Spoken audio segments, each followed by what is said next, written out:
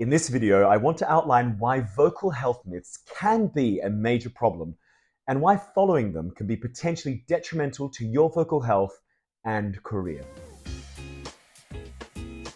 Hello and welcome to the Vocal Pro Health Hub, the destination for singers and other voice professionals looking to increase their vocal health and longevity by focusing on optimal health.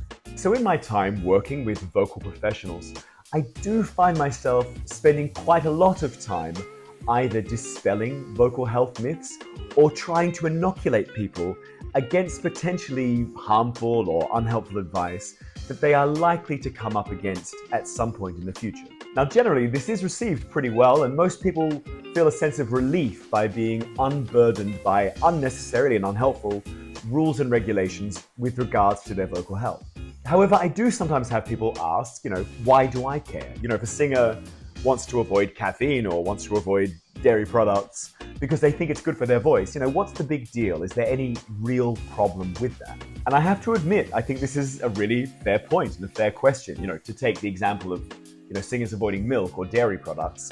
I suppose my honest answer is, I don't really care whether or not you drink milk. Someone can live a very long and happy life, using soy milk or oat milk or, nothing instead of consuming cow's milk. It's really not that big a deal.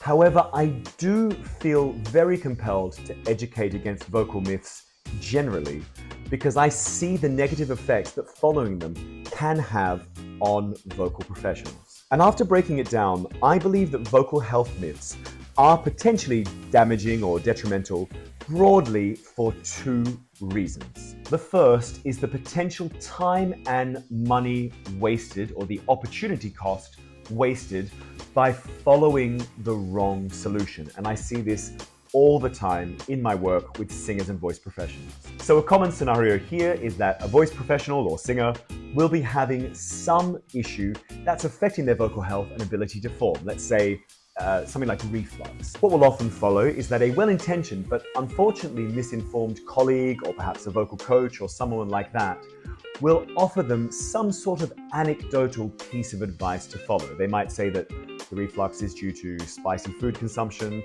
or perhaps it's caused by dehydration due to coffee or caffeine consumption.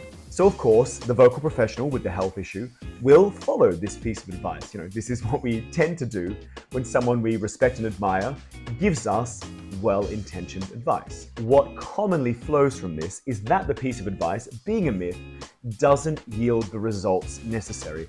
And the singer has therefore been unnecessarily or unfortunately led further down the path of poor vocal health and likely further dysfunction. So of course, it's not that the colleague or vocal coach or whoever offered that advice intentionally led that person astray.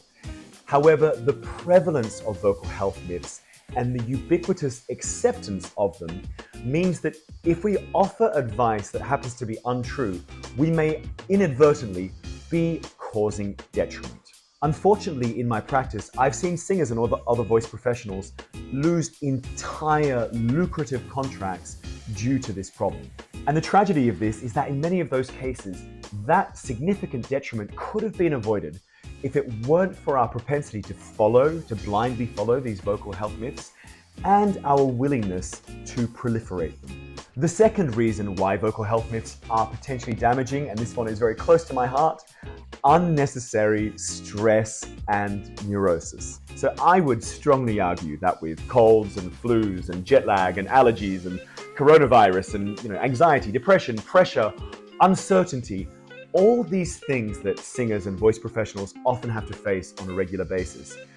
Do singers and voice professionals really need to give themselves cause for being more stressed out and more neurotic? I've seen all kinds of professional and even amateur vocal performers tie themselves up in knots over the most unimportant and unnecessary things, like the consumption of a cup of coffee with a little bit of milk in it, just because some singing teacher 15 years ago or some Instagram post told them that singers need to avoid caffeine and dairy.